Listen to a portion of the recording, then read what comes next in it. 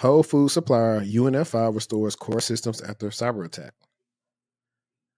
American grocery wholesale giant United Natural Foods UNFI reports that it has restored its core systems and brought online the electronic ordering and invoicing systems affected by a cyber attack.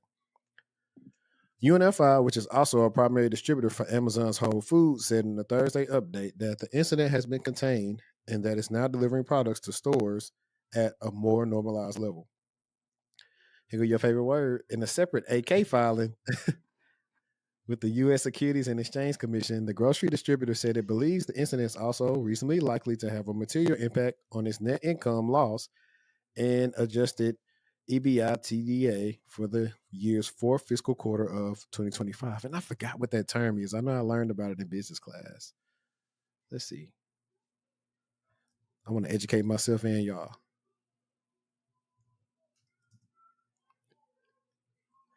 It stands for earnings before interest, taxes, depreciation, and amortization. Yeah. Okay. So I remember that now as I looked at it. In the weeks following incident, the company experienced reduced sales volume and increased operational costs as the company worked to drive solutions-oriented results for its customers. The company has also incurred and expects to continue to incur direct expenses related to the investigation and remediation of the incident, UNFI said. Of course y'all do. I mean, this is an age-old song, but I think I like this incident. Well, I mean, I hate it for the people that couldn't get food and probably been working around the clock, but I think this is one of the first ones, maybe outside the MGM in a while. And maybe yeah, because I want to say MGM happened after the what was it called? The Coastal Pipeline joint. So I want to say this is the first one in a while where you actually saw the direct physical ramifications of a cyber attack. UNFI disclosed earlier this month that a June 5th cyber attack impacted customer orders and caused temporary disruptions to business operations after it forced it to take some systems offline. The systems were to close following widespread reports on social media that the company's systems had been down and employees were having their shifts canceled. Dang, they lost on money too.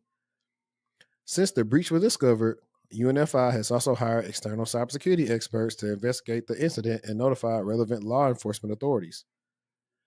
UNFI has not yet disclosed the nature of the attack or whether any ransomware group has claimed responsibility for the breach. However, it told the SEC on Thursday that it does not anticipate sending any notifications to individual consumers, since the incident did not involve a breach of security of personal information or protected health information.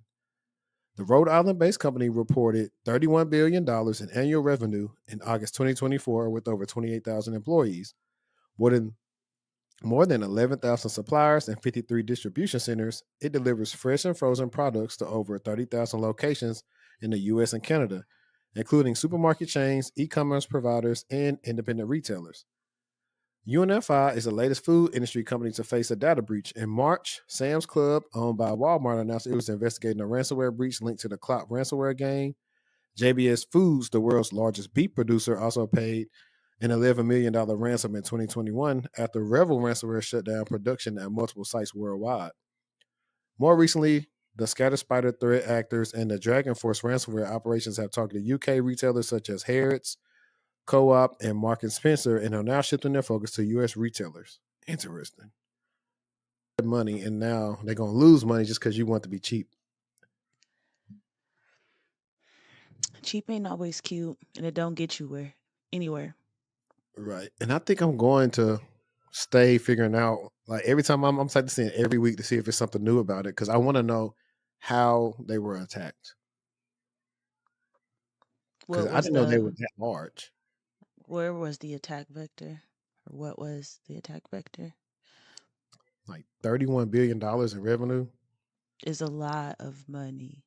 People's shifts getting canceled. That ain't cool. And I wonder, was it being canceled because the system was compromised and that was being maliciously done? Or were they being canceled intentionally because the equipment that they need wasn't functioning properly? I think it's both, to be honest. I think it's both. I think some people couldn't work because they had to take systems offline. So it's like, hey, you got to go home. So At least you should send somebody home and pay them versus like not paying them because they couldn't work because it's not their fault.